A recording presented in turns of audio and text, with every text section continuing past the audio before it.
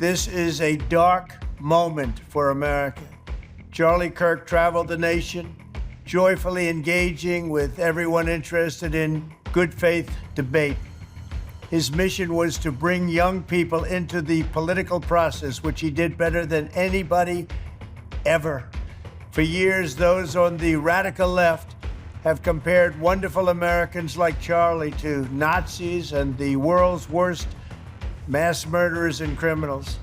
This kind of rhetoric is directly responsible for the terrorism that we're seeing in our country today, and it must stop right now. This is horrific. This is awful.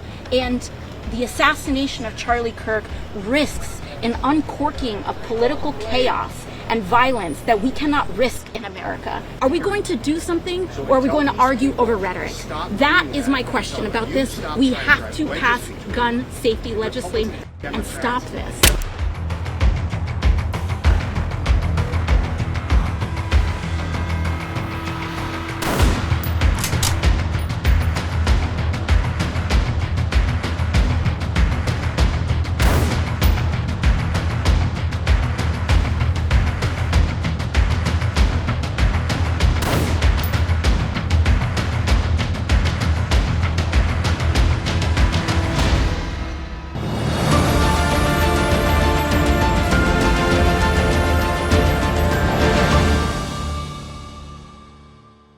Hello and a very warm welcome. You're watching Hindustan Times and my name is Aayesha Varma. The assassination of Charlie Kirk has raised questions about current gun laws in the United States. And to discuss this, we have Kostas Moros, the Director of Legal Research and Education of the Second Amendment Foundation, joining us. Mr. Moros, thank you so much for speaking with us. Thank you so much for having me. It's a pleasure. With many calling for stricter gun regulations post the murder of Charlie Kirk, how do you see the way forward as far as gun policy is concerned in the United States? Well, in the United States, and obviously, as your audience may know, I represent the Second Amendment Foundation. I'm the Director of Legal Research and Education, so I have my perspective, of course. But I think the Charlie Kirk murder is a particularly poor example of something that would spur more gun control, because the type of firearm used in that horrific assassination was a bolt-action rifle, which is available in most of the world. I remember one commentator noting that you could get that gun in England even. It's used for hunting typically. It fires one shot and you have to pull back the bolt each time to fire a shot. So while any gun can be used in a crime, this particular incident is not really the sort of impetus for more gun control. Even our gun control organizations here in the United States have generally not called to ban bolt-action hunting rifles. So it's an unfortunate incident, but I don't think it really plays into the wider gun control debate in the United States. Do you think that America is safer with guns or without? And why exactly? Sure. So obviously, I think in general, like many parts of the world, we probably do need to do a better job of making sure only good people have guns. But in overall, America is safer with guns, and that's demonstrated a couple of ways. The first is we have lots of scientific surveys showing that Americans use guns far more for self-defense than they do for crime. So the way that works is, for example, if somebody's about to assault you, and you have a gun on you, most of the time you don't even need to fire a shot. Just presenting the gun, if you're about to be assaulted, will get that person to stop what they're doing and run away, and nobody gets hurt, and a life was saved, or at least you stopped an attack. And there are surveys going back decades showing this happens hundreds of thousands of times a year, up to millions of times a year.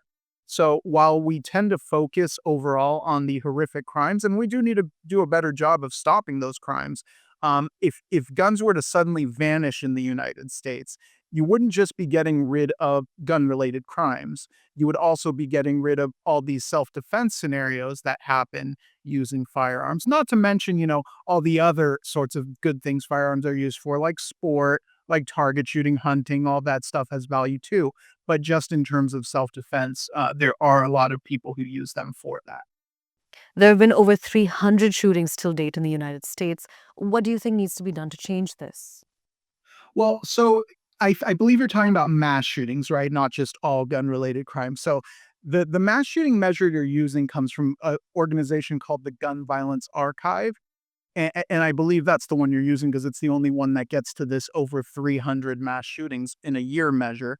And what that one does is it measures when there are three or more shot, not even killed, but shot in an incident, regardless of the origins of that incident. So if you actually go through their list of that one, it's mostly gang related shootings in inner cities. It's usually, to be simplistic, overly simplistic, it's bad guys shooting other bad guys. And yes, sometimes, unfortunately, innocent people get caught in that crossfire. But for the most part, it's gang members shooting other gang members. And the way you solve that, of course, is by fixing our inner cities, better policing, better education, fighting the drug trade. So these young men, and they are usually young men, don't go into the gang violence sort of problem and instead become productive members of society. That's what we need to do. But to get at your other question, because I think what you're really asking maybe when you bring up these shootings is how do we stop mass shootings?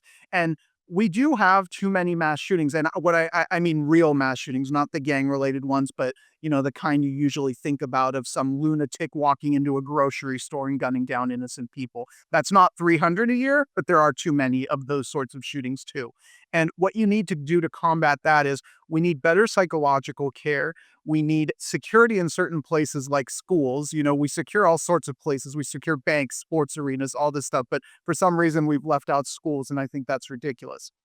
Because if you look at American history, we've always had guns. And in fact, gun laws are stricter now in America than they were in our prior history. Yet mass shootings are a new problem. They used to happen maybe once a decade, twice a decade. Now we have a few every year, and that's not good. And, I think we need to do a better job of preventing those.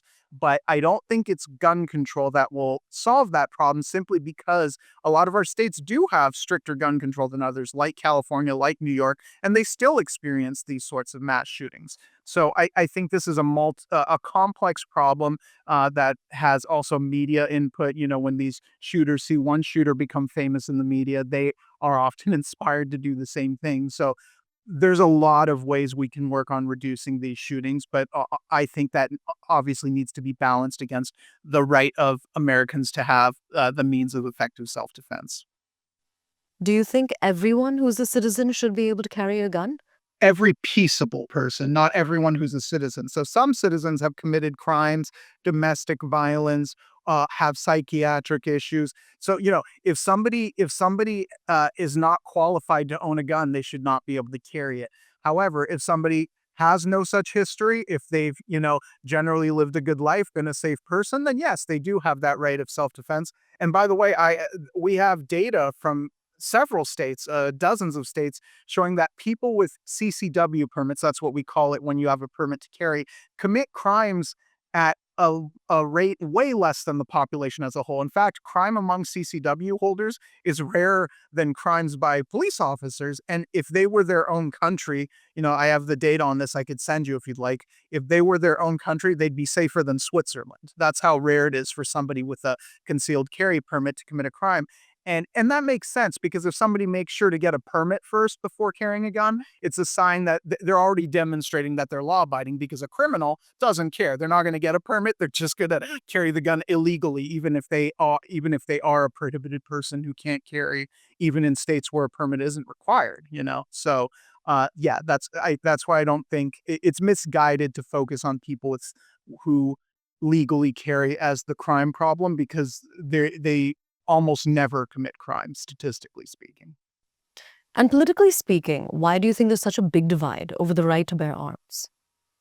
Oh, I mean, look, I'm not going to demonize the other side here. I think when you see something horrific happen, like a crazy person kill a bunch of children in a school, I understand why people react to that and think, we need to do something about these guns. I understand. I don't think they're bad people. I just think they're misguided on policy. But their motivations, some of them I might have a different opinion of, but for the most part, their motivations are good. They want to save lives and they think this will save it. Our point just is that we don't think these policies work, and we think in the states they've been tried, they both infringe the right to bear arms of good people without actually solving the problem, because these states that have these stricter gun laws still have these mass shootings, which again are a recent phenomenon that didn't used to happen in American history, even though we've always had guns. So this divide, first of all, and I want to add one thing to that. The divide is not as wide as some people make it out to be. For example, polls in the 2024 election showed that over 70% of Americans agree that there's a right to own at least a handgun.